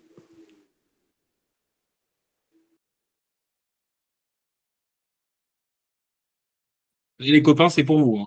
Moi, Alors, je peux prendre la parole si vous voulez. Adil, allez-y. Non, vas-y, il n'y a pas de problème, vas-y. Ok, parfait. Alors, quand on parle de reporting, aujourd'hui, à l'échelle internationale, il y a assez de normes qui traitent du sujet. Alors, déjà, l'IFRS, ils ont publié 2 normes qui parlent des disclosures, c'est-à-dire des reporting qu'il faut faire en termes de durabilité. Alors, il y a la première norme, S1, c'est IFRS S1, c'est les reporting qu'il faut faire en termes de durabilité. Ils viennent de publier une deuxième norme qui cadre un peu les reporting qui portent sur les risques climatiques. Voilà. Donc, l'IFRS, ils sont à jour. Ils ont un cadre qui est très intéressant, qui énumère l'ensemble des éléments, des indicateurs, des reporting, des éléments qui portent aussi bien sur la gouvernance, la stratégie, la mesure d'impact et je dirais les dispositifs de gestion de d'impact. Donc, ça, pour l'IFRS, c'est une belle référence qu'on peut adopter. À côté de ça, si on parle de l'ESG, comme j'ai dit, je recite encore une fois le papier du World Economic Forum qui a essayé d'harmoniser un peu les indicateurs ESG, les modalités, la fréquence de reporting qui portent sur les critères les plus imposants en termes d'ESG. Alors, à part ça, il y a la réglementation locale qu'il faudrait prendre en considération s'il y en a. Mais côté à l'échelle internationale, je pense que ces deux référentiels restent très intéressants. Et à côté de ça, alors en plus de ça, il y a la partie calcul de l'empreinte carbone. Il y a la norme PCAF, Partnership for Carbon Accounting Financials, qui est déjà, ça fait, alors ils ont 2 normes de PCAF. Il y a la norme Financed Emissions pour les banques, c'est-à-dire comment mesurer l'empreinte carbone d'un portefeuille de financement d'une banque. Et ils ont aussi émis dernièrement, ça fait 3 ou 4 mois, je ne me rappelle pas exactement de combien de mois, ils ont publié une deuxième norme, c'est Insured Carbon Emissions, pour les assurances, les émissions carbone assurées. Donc, comment mesurer et comment faire des reporting en termes d'empreinte carbone. Voilà, donc je pense que ces références sont suffisantes. Si on les suit à la lettre, ben, on aura des reporting satisfaisants pour toutes les parties prenantes. Merci. Voilà, Adil, si vous avez un complément. Merci. Ouais, je vais juste compléter. C'est effectivement, en termes de cadre normatif, il y a ce qu'a cité Ahmed. Il y a l'IFRS, par contre, il y a aussi la directive CSRD. Et on a vu pendant l'été un petit peu de polémique, entre guillemets, sur la compétition entre les deux standards, entre celle de l'ISSB, qui est une émanation de l'IFRS, et puis avec la promotion qui est faite par Emmanuel Faber, l'ancien CEO de Danone, qui travaille pour eux. Et de l'autre côté, ce que fait un peu plus les institutions européennes avec la CSRD. Et il y a quelques différences assez un peu techniques, mais effectivement, il y a ces choses-là. Plus, il y a aussi tout ce qui est imposé, qui est dans des guidelines, on va dire, de l'autorité bancaire européenne. Donc, il y a tout ce qui est pilier 3, Green Asset Ratio, bientôt le BTAR, donc le Banking, j'ai oublié l'acronyme, mais c'est pour la partie trading, en fait, et non bilanciel. Donc, du coup, il y a un cadre normatif, notamment européen, et un petit peu plus large qu'européen, on va dire, qui est relativement clair, mais le challenge, notamment pour un groupe bancaire consolidé européen, qui a des filiales dans des pays émergents. Donc, je peux parler de notre cas, par exemple, avec des filiales notamment en Afrique. C'est que ces reporting, on s'attend à ce qu'il y ait une certaine homogénéité. Les régulateurs, les commissaires aux comptes, ils s'attendent à ce qu'il y ait une certaine homogénéité des méthodes de calcul.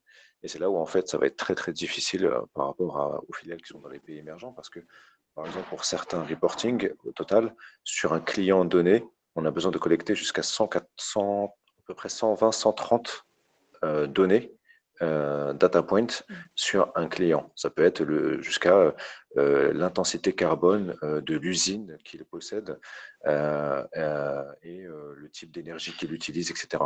Et donc, vous voyez bien que dans certains pays, c'est des données qui sont difficiles à avoir, qui sont pas forcément fiables. On est obligé de faire des proxys. Et donc, comment on fait pour avoir des reportings fiables? C'est beaucoup de travail sur la collecte de données autour du client, la fiabilisation de ces datas, mettre en place des proxys dans les cas où on n'a pas la data, c'est-à-dire faire des espèces de moyennes, par exemple, dans certains cas. Et ça, c'est un travail qui est colossal. C'est un travail qui est vraiment colossal. Donc, c'est beaucoup de boulot pour des gens qui sont experts data. C'est beaucoup de boulot pour la partie IT, pour les gens qui gèrent la relation client. Et c'est aussi beaucoup de business pour les agences de fourniture de data qui vont, je pense, petit à petit avoir des offres de plus en plus matures et complètes sur le sujet.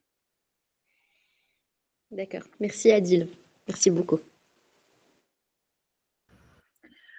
Kofi, je crois que tu avais une question. Oui, je ne sais pas si on me voit parce que je pense avoir un problème avec ma caméra. Donc, merci Sophie. Merci aussi aux intervenants pour vos différentes interventions. Alors, ma question, c'est sur deux environnements. Donc, d'un côté, les coopératives bancaires ou banques coopératives, et d'un autre côté, les banques capitalistiques. Alors, l'idée, c'est de savoir, selon vous, vu les enjeux et les défis actuels, lequel des deux environnements déclinera plus facilement vers un modèle vertueux. Voilà, c'était tout. Merci. Je dis un mot, après je laisse les copains. Alors, coopératif / mutualiste, j'entends ce que tu voulais dire. En fait, je ne vais pas être devin, mais j'ai envie de dire quand même que je pencherais pour les banques mutualistes.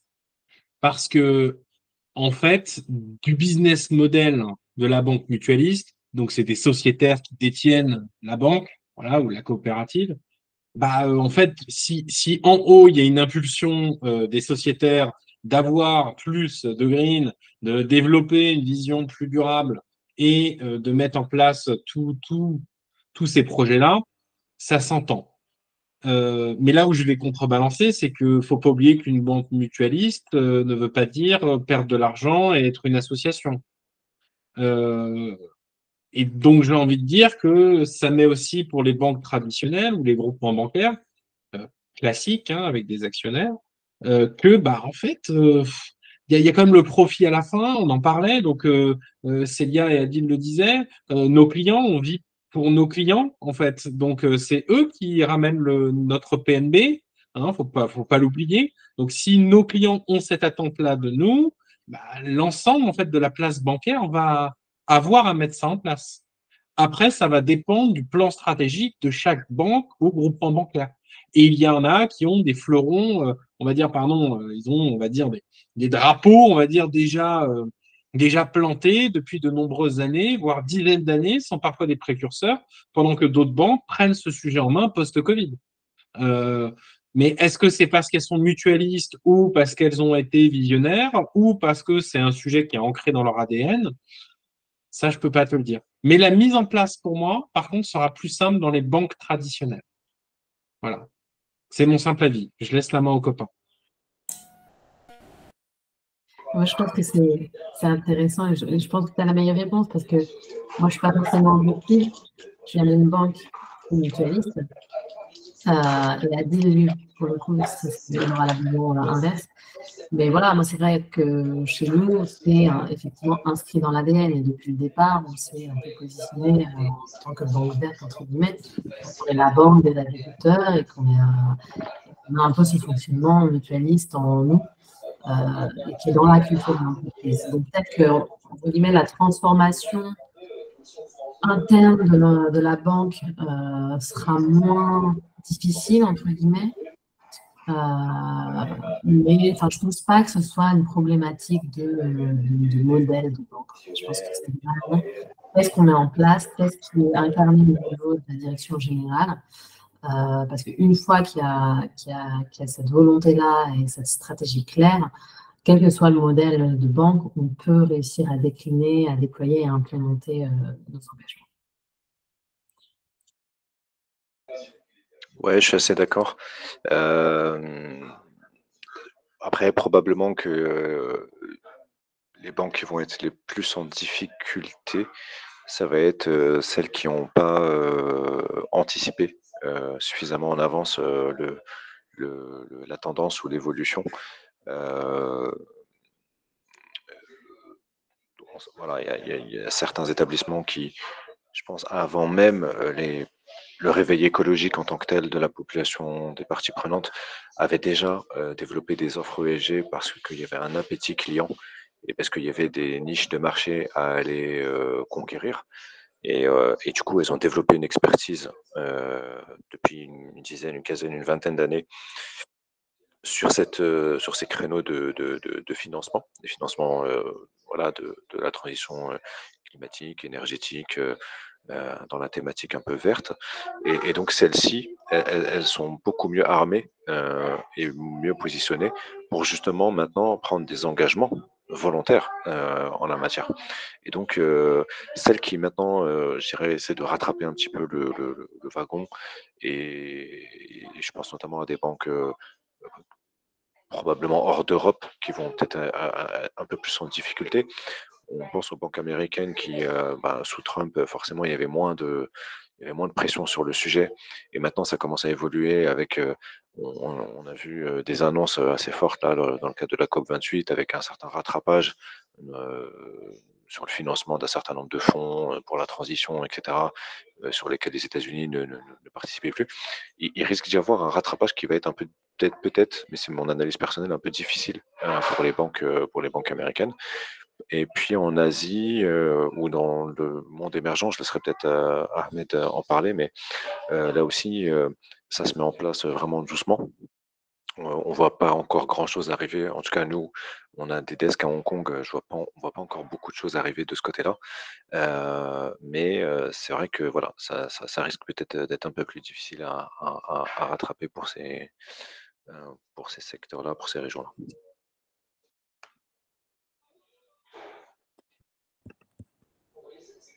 Alors, de mon côté, je vais répondre. J'ai appris à répondre comme Hugo, je vais dire oui et non. En fait, les mutualistes, c'est vrai qu'ils ont moins de pression en termes de pression exercée par les actionnaires. C'est-à-dire, en termes de rendement financier, on a moins d'attente, moins de pression que les banques capitalistiques. Ça, c'est clair. Cependant, moi, je reste quand même convaincu d'une idée, c'est que l'engagement du conseil d'administration, des administrateurs, des actionnaires, c'est ce qui ferait la différence entre une banque capitalistique et une banque mutuelle. C'est-à-dire, les mutualistes, aujourd'hui, si les managers de cette banque mutualiste n'ont pas cette conviction, ben, ça revient au même.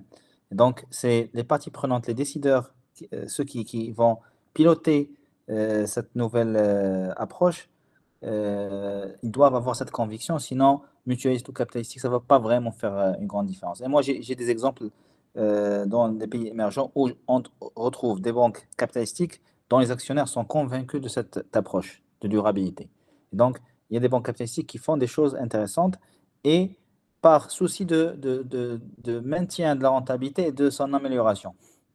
Donc, la pression de rentabilité n'est pas forcément un moteur qui est en faveur de la durabilité, mais plutôt, je dirais que, au contraire, ceux qui sentent ou bien qui ressentent les risques et cette pression de durabilité des résultats financiers, c'est eux qui vont sauter à l'occasion le plus rapidement possible. Et ceux qui ont cette intelligence émotionnelle, cette intelligence, je dirais, de lire le futur, vont se orienter vers la durabilité et vers cette transition de modèles d'affaires qui seraient responsables, durables et verts. Voilà. Merci. Est-ce qu'il y a encore une question où on s'arrête là? Je pense qu'on va s'arrêter là. Donc, je vous remercie. Je vous remercie à tous d'avoir participé. Je tiens personnellement à remercier les intervenants pour cet échange de qualité. Donc, on vous invite encore, on l'a dit au début, mais à nous suivre sur les réseaux, donc Instagram et LinkedIn sous le nom Finétudes. Et on le redit une petite fois, on recrute encore des étudiants en fin de cursus ou des professionnels pour rejoindre notre think tank. Donc, n'hésitez pas à nous envoyer un mail avec votre CV si vous êtes intéressé. Et je vous souhaite à tous une très bonne soirée et je vous remercie encore.